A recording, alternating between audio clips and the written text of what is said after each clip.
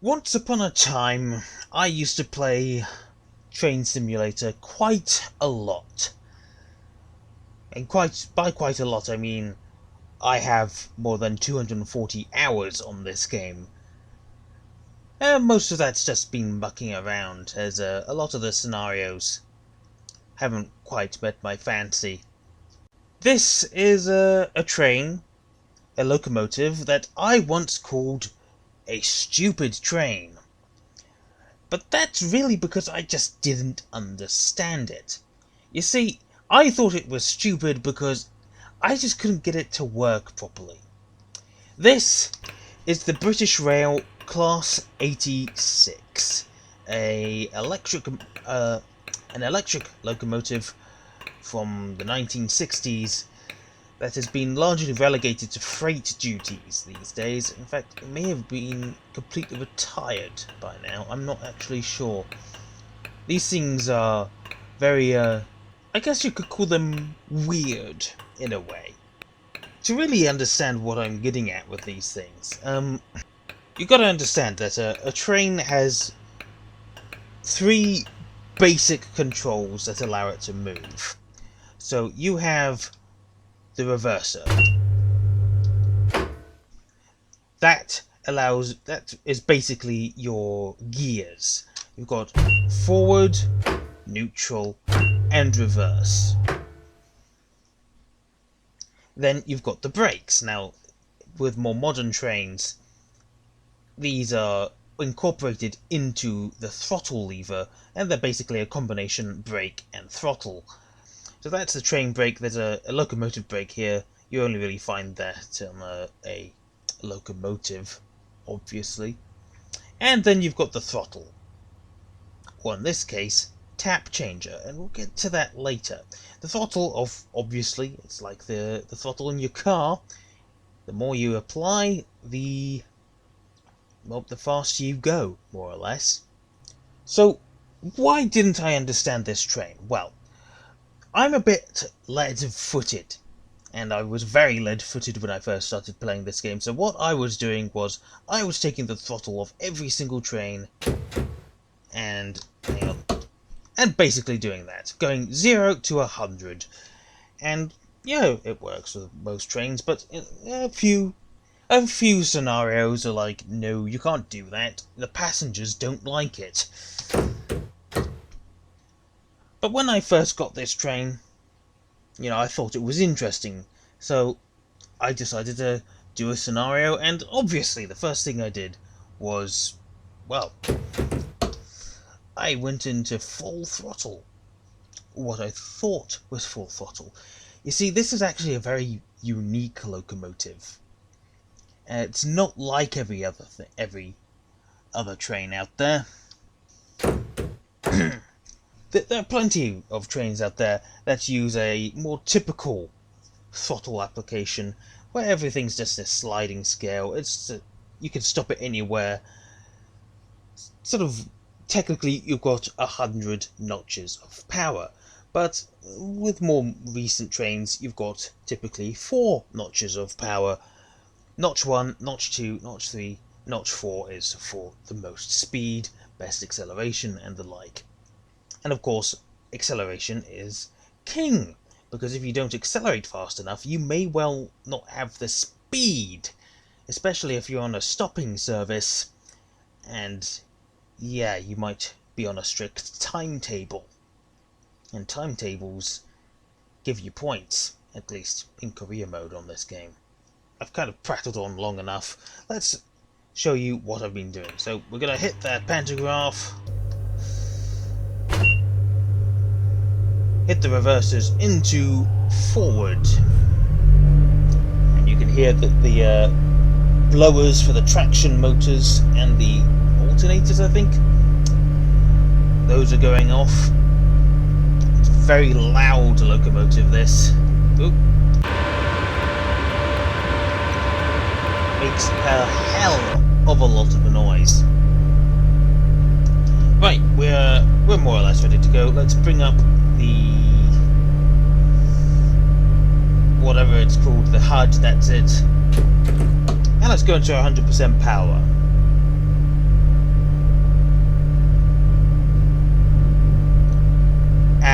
and we've lost acceleration, and we've lost acceleration with only going at 8.5 miles per hour. And I thought, oh, something's going wrong, and resetting it does nothing. And this is basically the crux of the issues I was having. I didn't understand this locomotive, but I thought it had to be all the same, right? All trains are the same, surely. So I hated this train until I watched a guide to it, a video guide telling you how to use it, and I really wish I'd learned how to drive the train first before actually trying to drive it. A bit like jumping into your car without a driving license, I suppose. So yeah, as you can see, we've got this great big red light here saying fault, and basically the train's broken.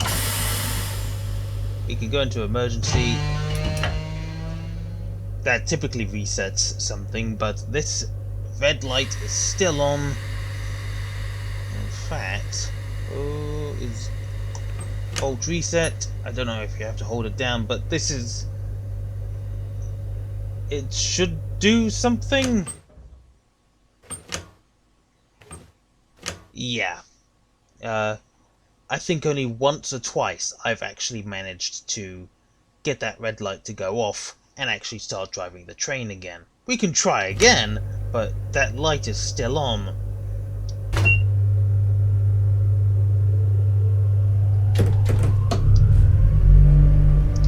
And we're still not moving, so this train is dead. So that was the issue I was having. That's why I hated it, why I called it stupid. Now, let me just reset this scenario, and I'll show you how to actually drive the Class 86. One thing I kind of forgot to mention is that I thought this was basically a notched throttle changer, kind of like in a more modern train. I mean, let's look at how it works. One notch up, 29%. Two notches up, 60%. Three notches, 100%. I thought it was a 3-notch power handle, but it's not. Let's just reset it back down to 0 and take a closer look at all these inscriptions, and you'll notice that it's actually not really a proper throttle in the sense of the general sense of the word. It's got off, hold, and then up and down, and then notch and run for both up and down. And remember, this is actually called a tap changer. That's kind of what this is. It's not a throttle, it's a tap, kind of like the one in your bathroom or your kitchen. You open it up a little bit to let some of the power in. Now, I want you to keep a good look on these dials here. You may have seen them in the last run, but just keep a good look on these. I'll tell you what they are. These green, yellow and red bars, they are amp meters, or something that is measuring the power going into the electric motors. I do believe it's amps because it says amps down here. So these are amperage meters, and this here is the transformer tap. Basically, that's your throttle. This video isn't quite going how I imagined it. I've practiced it a million times, and then everything goes to hell as soon as I press record. That's always how it is. So let's get this train back into a mode ready for driving. Let's put that pantograph back up, and let's get the reverser back into forward.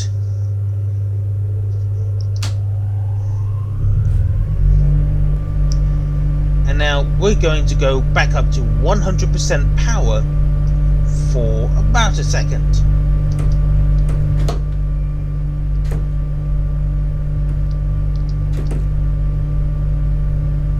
And now you can see that when I was on 100%, these shot up more or less to the red. And then the needle on here was also moving up.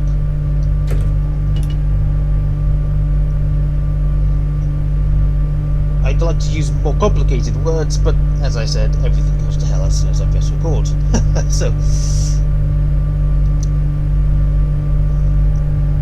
we're on 60%, the hold ratio, the hold pattern, or whatever you want to call it. We're in hold, and now we're going to tap upwards. And you can see the needle moved just a little bit. And again. And again. A bit more. And this is actually providing us our throttle. The amps should nominally stay in the green. You can go into the yellow, but do not go into the red. Otherwise, you'll burn the motors out. Or, well, maybe you won't burn them out, but you'll definitely hit some sort of a safety cutoff. Presumably because if you use too much, you will burn the motors out. I'm not actually sure, because I've never actually driven a proper Class 86. So yeah, I'll have to reset the scenario again, I think. So this tap changer works both ways. You can tap it up for a safe and relatively fast acceleration, and then tap it down for a nice even deceleration. Though what I tend to do is just completely let off the power, because unfortunately the way this tap changer works is, well, I may as well just demonstrate but without mincing my words too much. So we're going to use as much of the amps as we can. This typically can lead to wheel spin depending on the weight of the train you have behind you. I'm hauling 8 Mark III coaches here, so they are fairly heavy.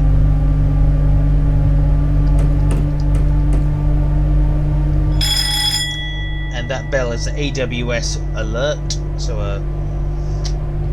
pay that no mind, that's just the advanced warning system.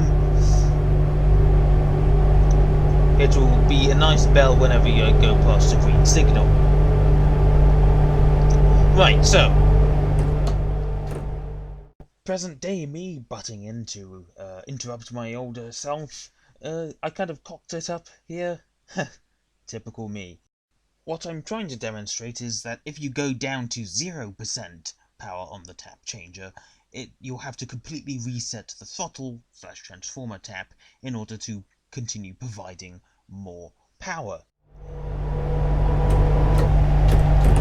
However, if you do go down to 0 and then go back to hold, nothing works. You can't tap up, you can't tap down. You have to let off the rest of the transformer tap before you can reapply power.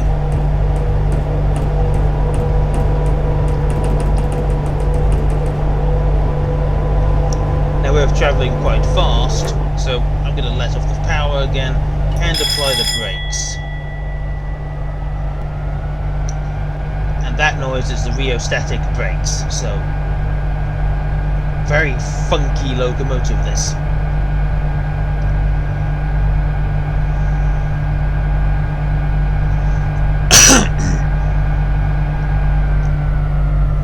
So yeah, this video didn't quite go as how I planned it. I probably minced a few of my words, but hopefully it was easy enough to follow.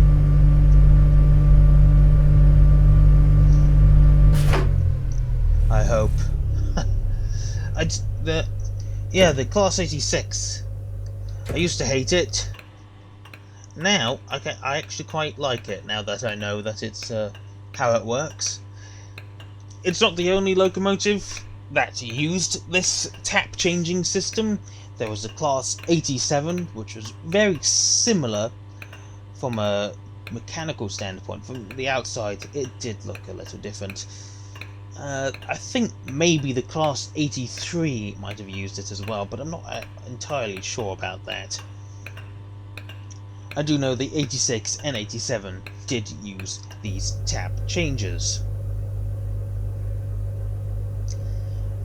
Of course, they are very different to a modern train system, and well, I don't believe there's been any other locomotives quite like it that have even used a tap changing system. It's an obsolete system, or for the very least obsolescent. You don't see them on new trains anymore because, well, they're pointless, more or less. But these trains do still continue. The Class 86 does still have, to my knowledge, use as a freight locomotive, and the Class 87s, most of them got exported to Hungary, and they still use them over there. So at least some of them are still pulling passengers around, I guess. Anyway, that's it. I think I've prattled on enough, waffled, however it goes. See you in the next one.